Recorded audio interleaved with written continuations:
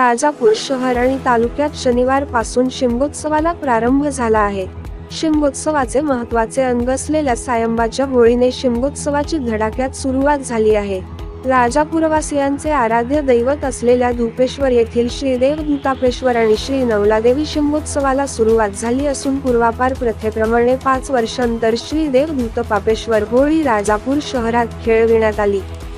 जवाहर चौक येथे ही होळी खेळवितानाचे दृश्य पाहण्यासाठी भाविकांनी मोठी गर्दी केली होती।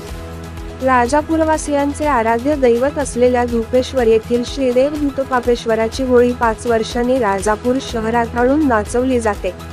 दर 5 वर्षांनी श्रीदेव धुतपापेश्वराची होळी पुढची सलग 2 वर्ष राजापूर शहरात आणली जाते। गेल्या अनेक वर्षापासून हा रिवाज आहे।